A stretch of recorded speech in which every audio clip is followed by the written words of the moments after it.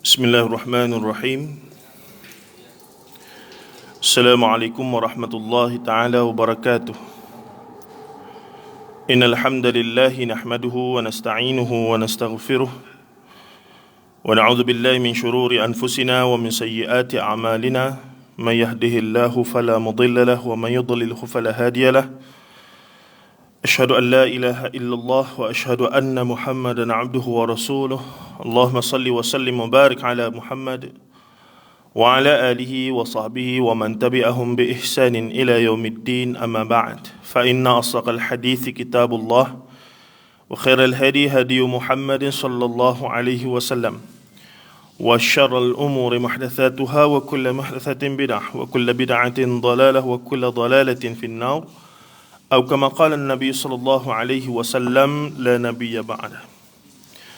Hadirin yang mata Allah Ta'ala sekalian, kita sambung bacaan dan perbincangan hadis yang ke-32 daripada susunan Arba'in, adapun Al-Arba'un An-Nawawiyah, iaitu hadis 40 Imam Nawawi. Tema hadis yang ke-32 ini adalah berkaitan dengan Islam mengajar kita untuk menolak ataupun menutup pintu mudarat.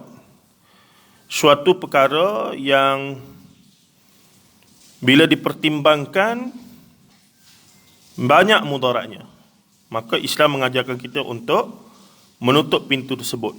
Akan muncul nanti kaedah yang diberi nama sadduz zari'ah, iaitu menutup pintu keburukan yang kita tahu kalau diteruskan perkara tersebut akan berlaku keburukan. Maka disuruh kita untuk sadduz zari'ah.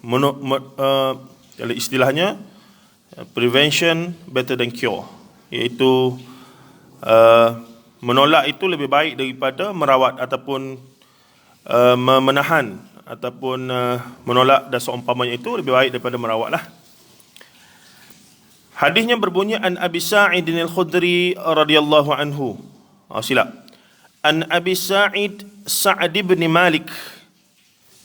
An Abi Sa'id Sa'ad ibn Malik ibn Sinan al-Khudri radhiyallahu anhu anna Rasulullah sallallahu alaihi wasallam qala la darara wa la dirar.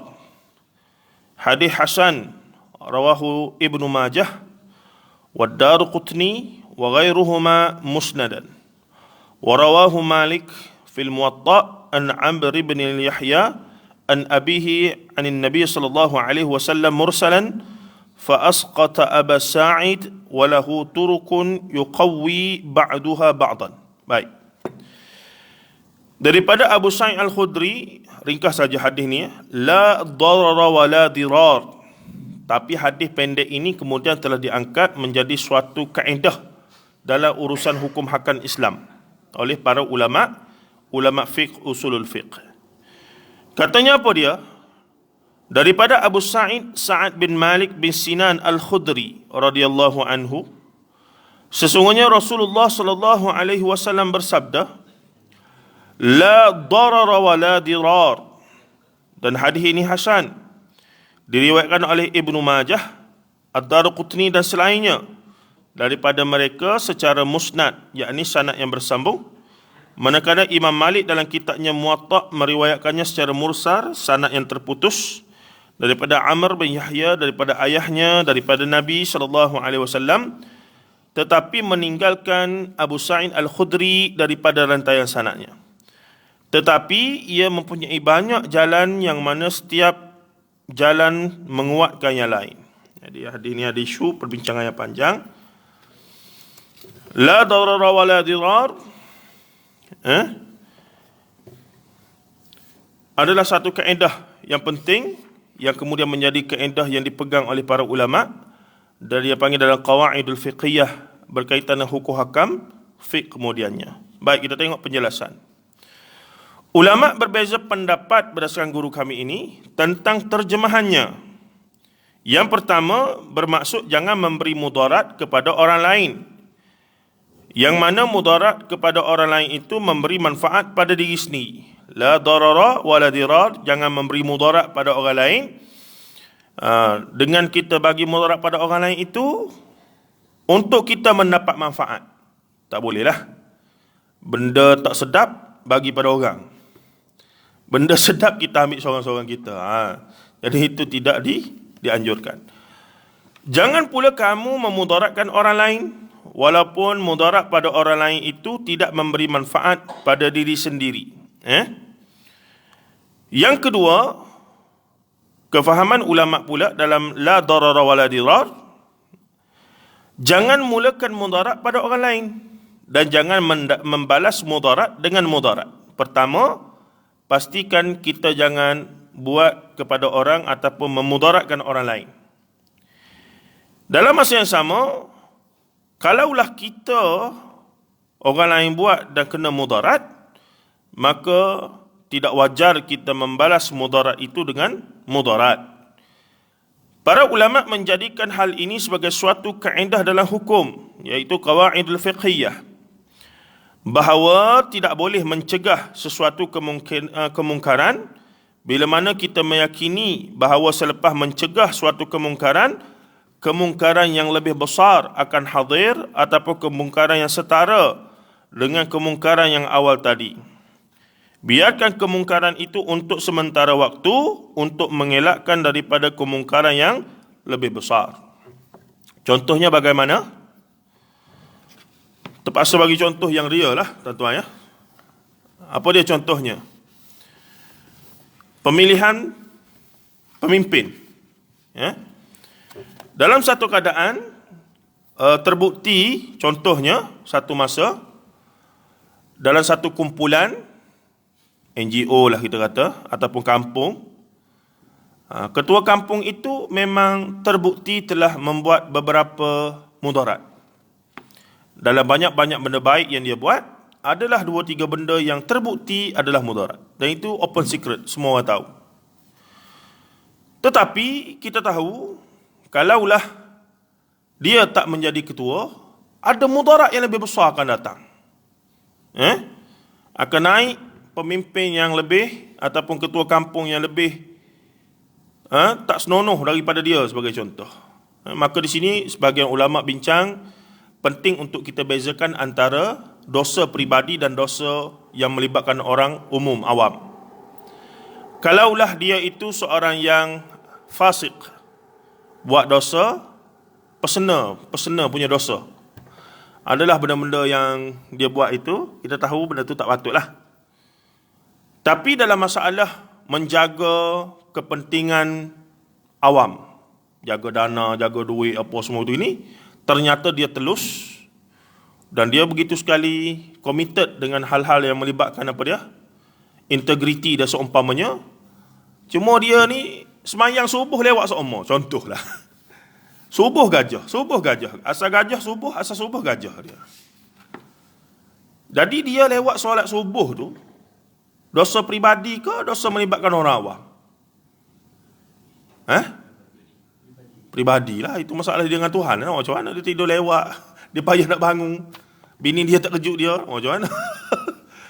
Tapi dalam masalah kita dengan dia sebagai orang kampung yang kita kata di bawah pimpinan dia, kita rasa dia mentadbir kampung dengan baik, segala telus, duit apa semua itu gini, kita tak puas hatilah, kita tahu tak bagus ni, tidak warok kau tidak soleh kan.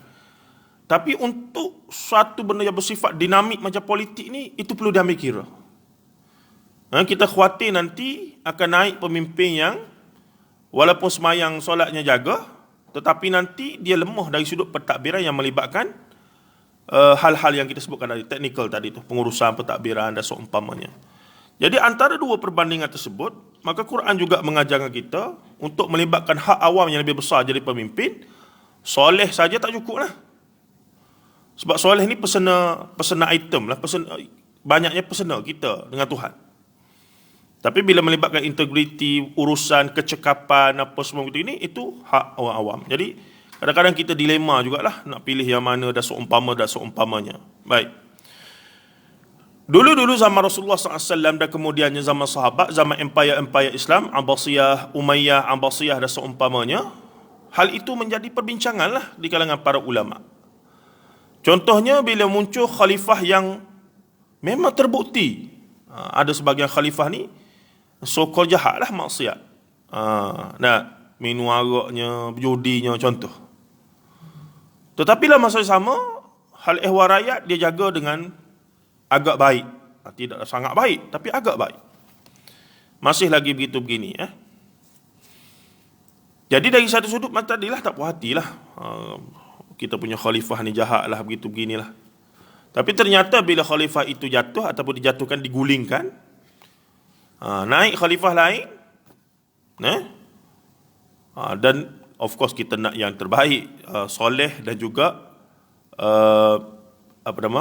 praktikal ataupun sangat bagus dalam pentadbiran. Itu kalau dapat rezeki besar lah kita sebagai rakyat yang dipimpin, ya. Tapi bila ada pilihan-pilihan tadi itu, dan terbukti sepanjang sejarah Islam memang umat Islam tersepit di antara beberapa pilihan tadi. Ada yang baik, soleh, tapi lemah pentadbiran.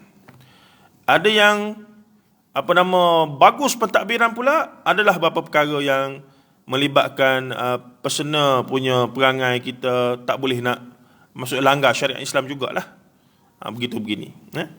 Saya ceritalah pada tuan-tuan, ya, benda yang open secret, semua orang tahu. Apa dia? Almarhum Tunku Abdul Rahman, semoga Allah Ta'ala ampunkan Tunku Abdul Rahman dengan segala jasa yang dia buat dan segala kelemahan-kelemahan manusiawi yang dia buat juga. Orang yang membongkarkan Tunku ni memang minum arak dan berjudi, siapa dia? Siapa dia? Siapa dia, tuan-tuan? Dia sendiri. Dia tulis dalam kolam dia. Dia sendiri, bukan orang lain fitnah ke orang lain kata. Dia sendiri kata. Kolom tu dalam bahasa Inggeris dia tulis. Dia penulis lah dalam New York Times ke apa kan. Dia sendiri mengaku.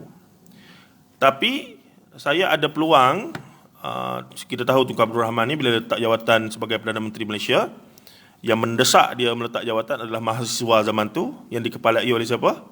PMX sekarang. Demonstrasi di UM dan beberapa CD lain.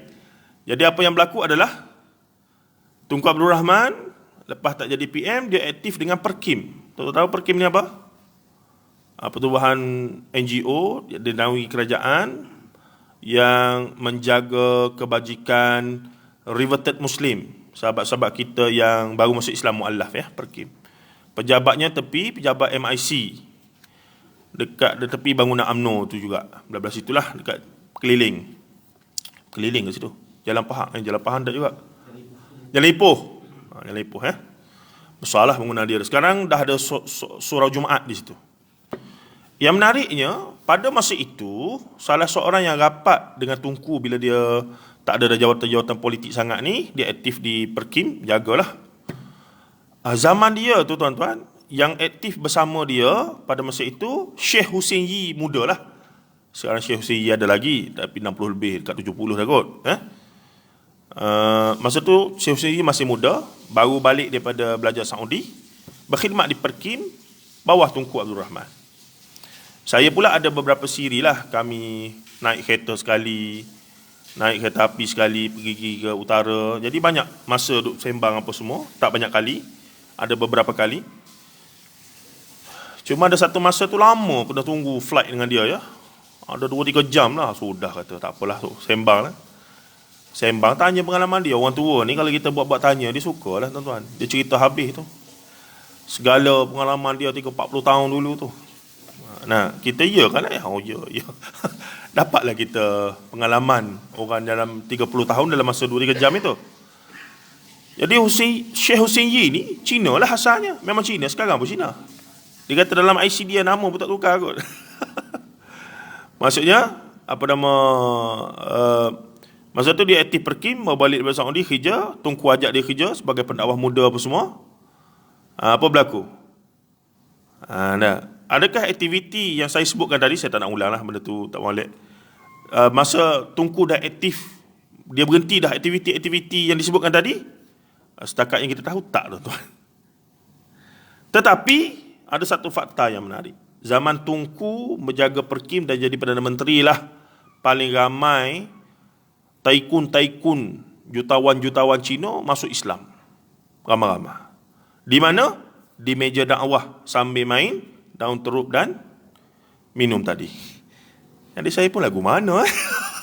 Pening juga tu tuan-tuan. Kita nak judge lagu mana tu? Tak boleh judge lah. Itu hijab Allah Ta'ala lah. Tapi jasa dan bakti Tunku Abdul Rahman dalam bab itu, kerana dia tahu cara untuk tarik adalah di meja, dalam keadaan tu lah. At least pada zaman tu lah ramai tak ramai lah, tapi ramai lah juganya.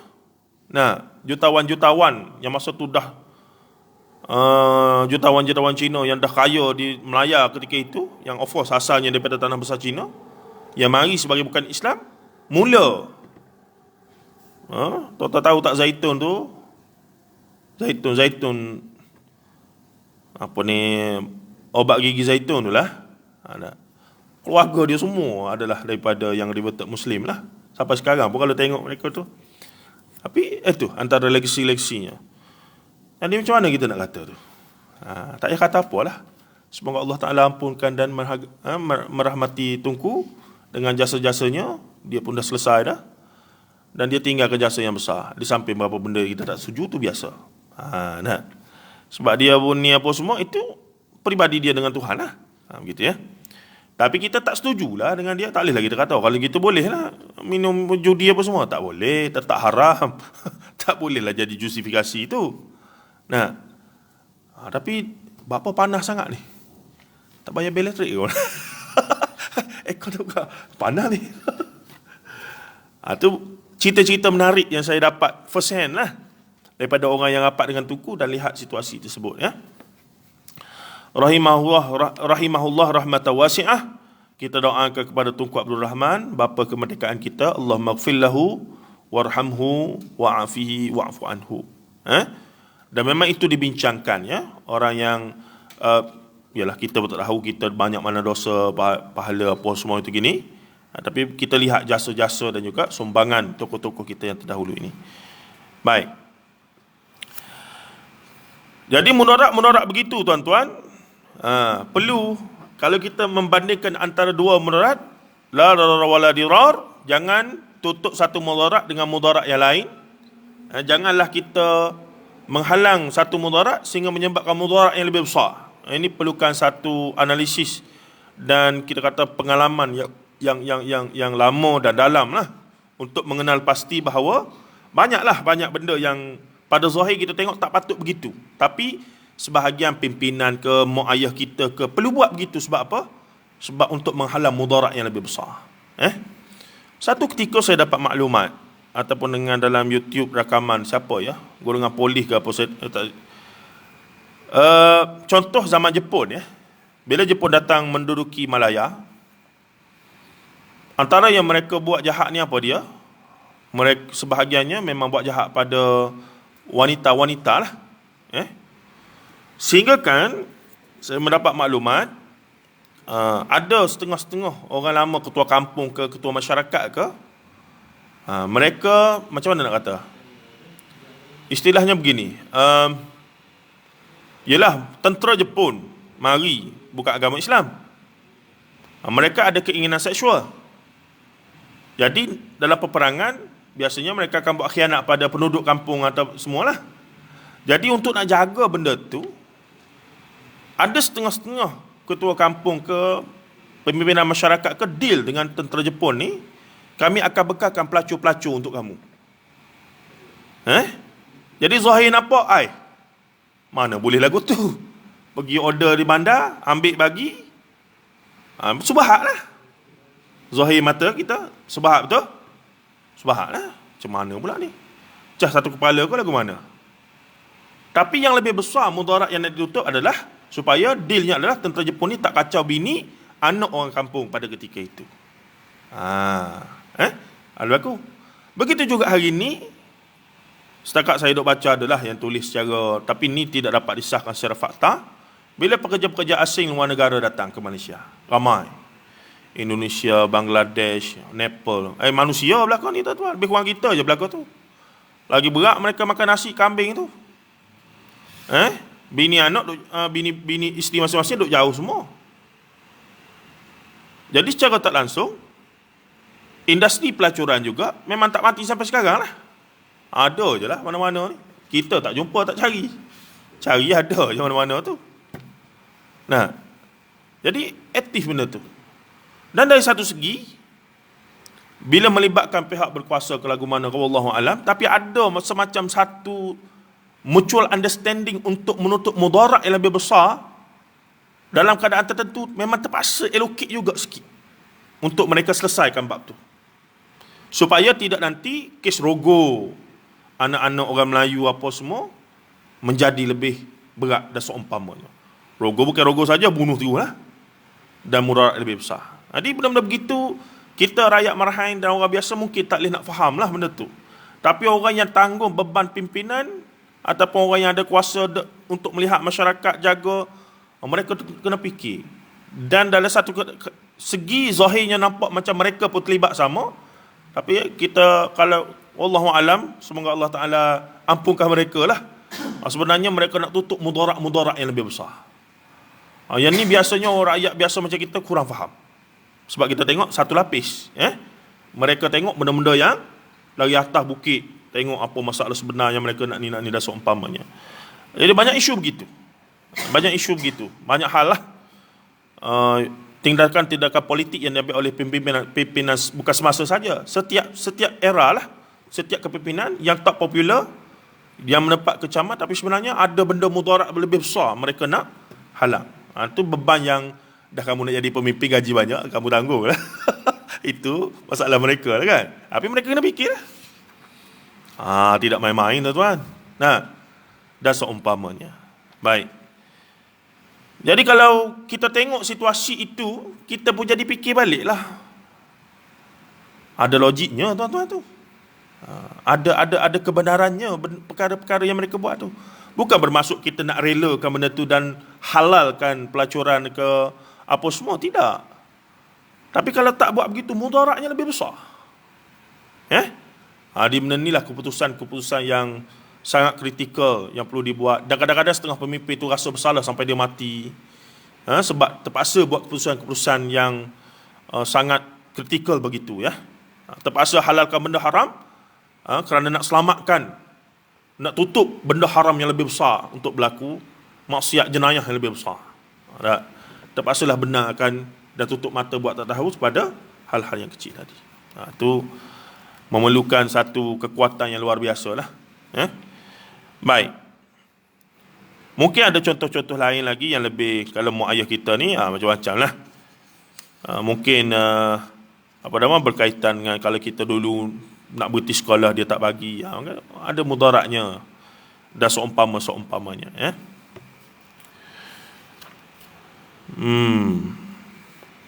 Dulu ada satu zaman dulu lah, kalau anak-anak ni nakal sangat, umurnya sudah remaja, belasan tahun, nak masuk 15, 16, 17, nakal sangat tak boleh kontrol, ataupun masuk 20-an, maka adalah satu kaedah orang tua-tua tu, kahwinkan saja, nanti dia berubah lah. Dan satu era memang betul, bila dia kahwin, ada bini kontrol dia pun baik lah. Tapi sekarang tak boleh begitu. Sekarang ni kita kata, budak ni nampak ni, duk bawa kulu kilir, kahwinkan sajalah. Tengok kahwin, duk 2 hari dia bercerai. Itu bukan penyelesaian zaman dah. Sudah perlukan satu kefahaman lain dah, apa sebenarnya masalah yang perlu strategi yang betul dan seumpamanya. Dia berubah-ubah tu. Keputusan yang nak dibuat di peringkat keluarga, di peringkat kepimpinan kampung, apatah lagi negara, negeri dan seumpamanya. Baik, kita tengok sikit lagi. Imam Nawawi rahimahullah ta'ala berpendapat bahawa hadis ini adalah hasan. Yang ni hadis ini terimalah la darara wa la dirar. Walaupun hadis ini asalnya dhaif, namun disebabkan ia mempunyai banyak rantaian sanad yang menguatkan antara yang lain, dipanggil syawahid dan mutaba'ah, secara langsung telah mengangkatnya menjadi hasan li ghairih.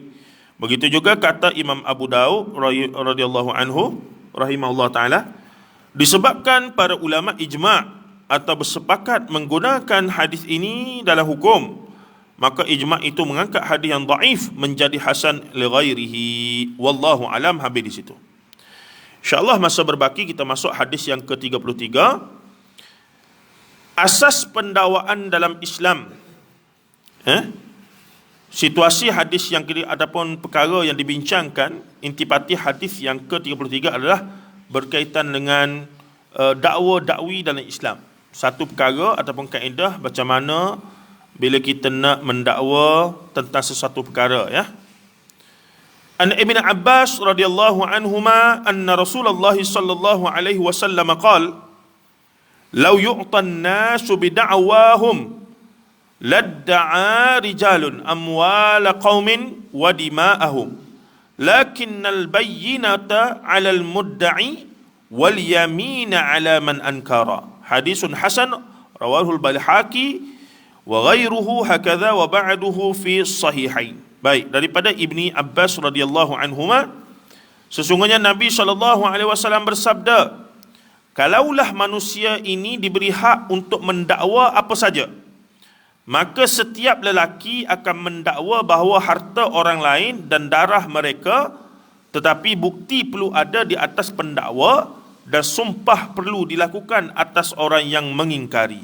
Tengok ni kaedah kemudian menjadi asas dalam pendakwaan dalam mahkamah syariah lah. Zaman Rasulullah tak adalah mahkamah khusus, ya. Zaman Rasulullah ni sebab Madinah tu ialah asal Madinah tidak besar lah. Jadi Rasulullah lah ketua negara, Rasulullah lah panglima bagi kerajaan tentera, Rasulullah lah menteri keuangan, belaka dia. Termasuklah bila ada hal-hal yang melibatkan hukum, penghukuman kesalahan juga akan dibawa untuk Rasulullah adili, ya. Tetapi di sana kemudian berkembang Islam, empire Islam berkembang zaman Umar, zaman Uthman, sampai ke Rom Farsi jatuh, maka dipinjamkanlah konsep perlu ada bahagian khas berkaitan dengan penghakiman, ya. Maka munculnya yang dipanggil sebagai jawatan qadhi al-qudah, dipanggil qadhi. Hari ni qadhi kita ni buat apa? Nikah kahwin cerai berai lah.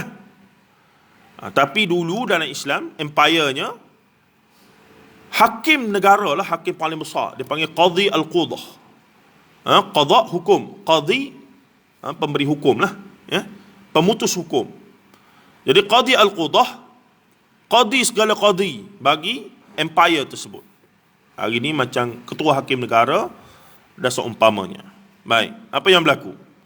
Tapi hari ni qadhi ni jawatan di daerah, mahkamah syariah, subsidiarinya ada satu qadhi setiap daerah. Qadhi ni duk sign surat apa semualah, buatlah ada kerja dia, tapi tak sampai melibatkan jenayah-jenayah civil.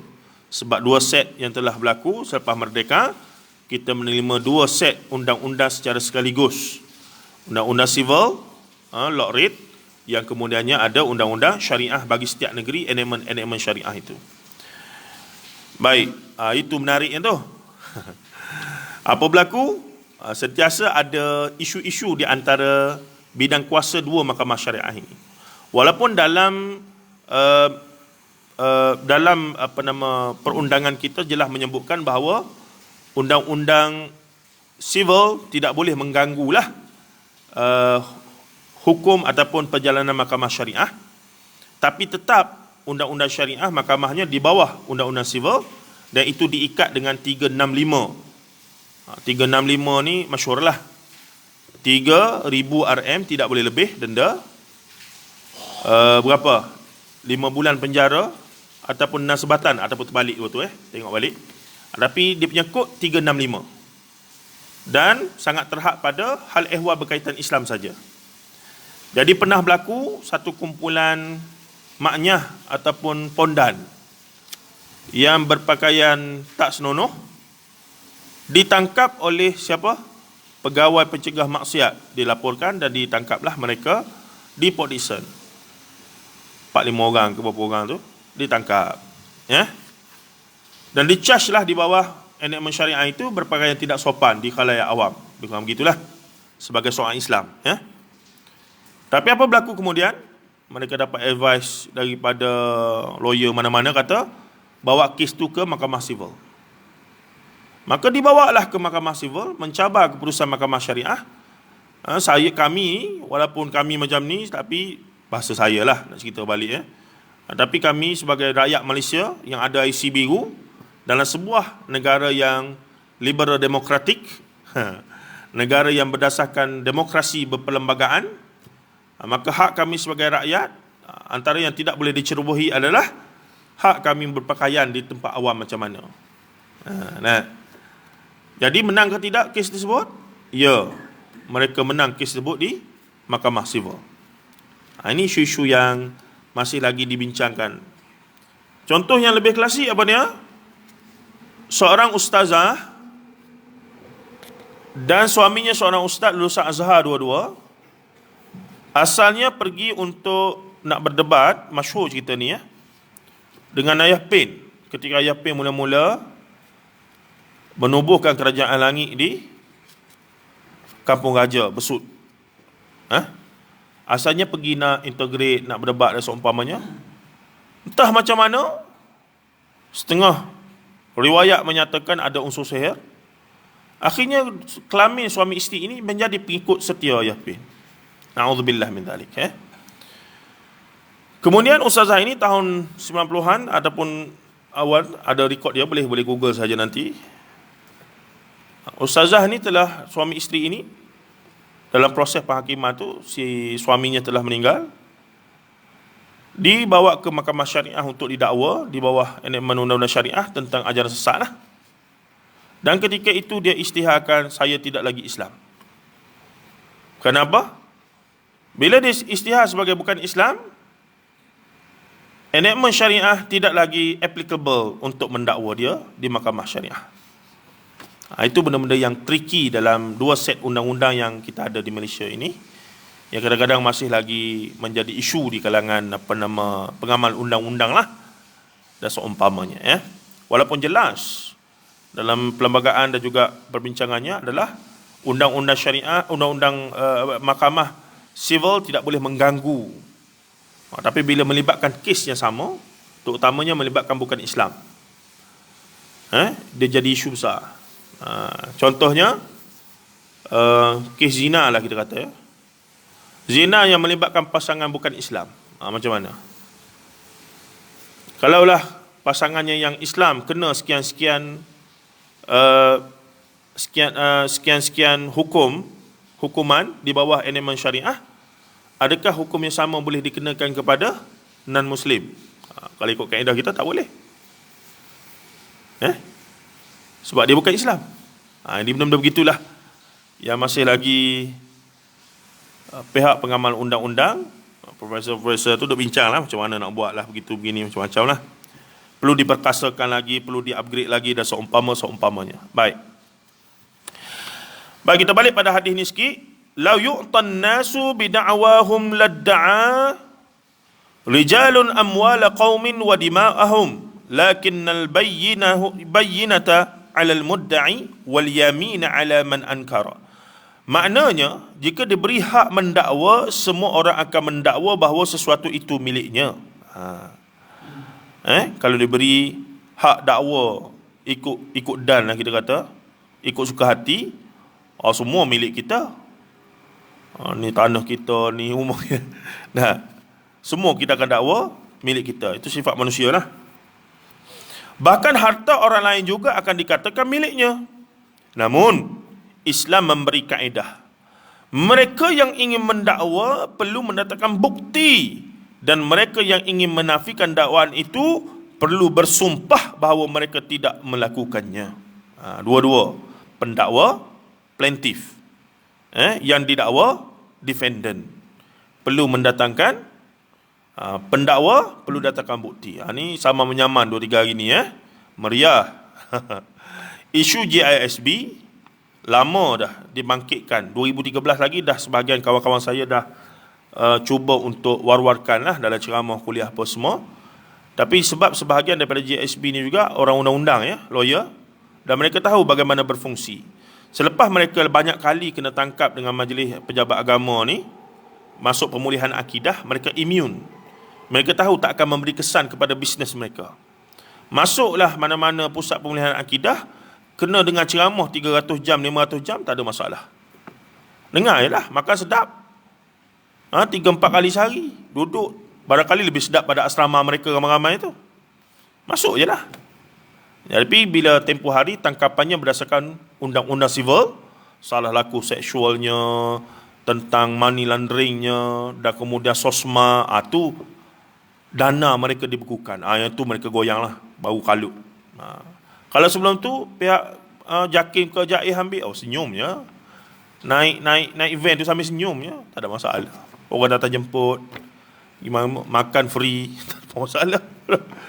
Tapi bila pendakwaannya tentang salah guna, ni benda-benda undang-undang civil lah, dan yang ambil kes adalah ketua polis negara sendiri, barulah mereka kalut lah. Dan harta-harta perniagaan mereka dibukukan apa semua, barulah itu. Jadi nak katanya, pengalaman kami sebahagian, sahabat-sahabat guru saya juga, bila kita dedahkan isu-isu ini, dengan cepat mereka, ketika itu mereka dah ditangkap oleh JAIS dan kemudian melakukan istitabah, taubat secara terbuka. Jadi taubat terbuka itu menjadi modal mereka untuk kata siapa kata kami sesat lagi, kami akan saman. Jadi bila didedahkan dalam ceramah, siri-siri ceramah banyak tempoh hari, sepanjang daripada 2012-13 lagi dah ada dah. Dr. Aizam Mas'ud dah tulis pasal tu, dah seumpamanya. Tapi setiap kali ada orang raise voice on that matter, mereka akan, dalam live ni, mereka akan datang. Ustaz tunggu, siapa ustaz untuk kata kami sesat lagi?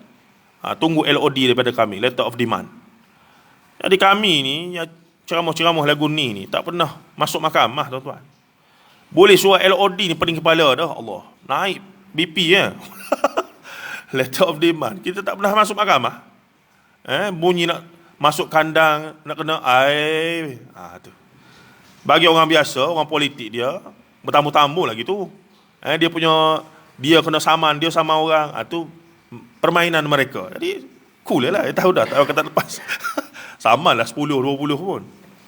Bunyi pun 20 juta, 30 juta. Uish, macam mana ni? Mereka tahu dah dia punya, lawyer-lawyer mereka dah ada kan. Tapi ustaz-ustaz yang ceramah begini ni, dan pengetahuan undang-undang pun tak banyak, dengan lawyer pun tak berkawan, tak tahu apa, sampai surat mahkamah, sampai surat saman, tak payah saman dah pening dah. Allah, macam mana ni? Dah ada katanya, bezanya. Jadi lamalah mereka boleh survive, sampailah tempoh hari. Ringkas ceritanya, mereka hantar LOD pada siapa?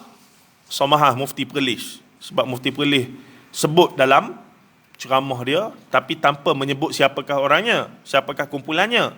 Cuma dikias-kias, ada kumpulan yang memanipulasi, memperhambakan kanak-kanak gitu gini. Mereka terasa. Dan mereka hantar LOD setebal-tebalnya.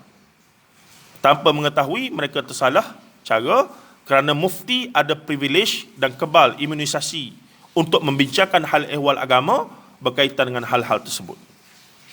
Tapi bila diheret mahkamah, kena dibuktikan. Tu mereka, lepas tu baru mereka tahu tu, jadi kalut dan polis ambil tindakan dan seumpamanya. Salah langkah, tuan-tuan. Salah langkah. Dia langgar orang yang tak sepatutnya. Ustaz-ustaz biasa tak apalah. Mufti setiap negeri ada privilege tersebut, bukan privilege saja. Setiap mufti bila bersuara hal ehwal agama, ada dia punya kekuatan ataupun bound tersebut ya. Baik. Okey, penutupnya, sekiranya tidak diberi sebarang bukti, sebaiknya sekadar mengatakan ia tidak mustahil berlaku. Dakwaan akan tertolak kerana tidak mustahil berlaku bukanlah bukti. Ini kerana sekiranya tidak mustahil untuk berlaku sebegitu, maka tidak mustahil juga untuk sebenarnya tidak berlaku demikian. Baik. Kesimpulannya, kaedah dalam Islam kata, siapa nak dakwa, kena datang bukti. Samalah mahkamah sekarang. Siapa yang nak saman orang, kena datangkan bukti. Tiba-tiba dia saman. Dia saman di mahkamah. Bila mahkamah minta bukti untuk sahkan dakwaan dia itu, untuk defendant jawab balik, tidak ada bukti dan bukti palsu, dia balik kena tu. Dia balik kena dakwa, menipu mahkamah. Silap-silap dia pula masuk penjara ni, orang yang heret kes ke mahkamah itu. Itu sebenarnya agak rumit dan menarik ya kalau kita perhatikan, walaupun bukan bidang kita, tapi untuk kita tahu secara asas hal-hal berkabit dengan undang-undang mahkamah ni, menarik sebenarnya ya.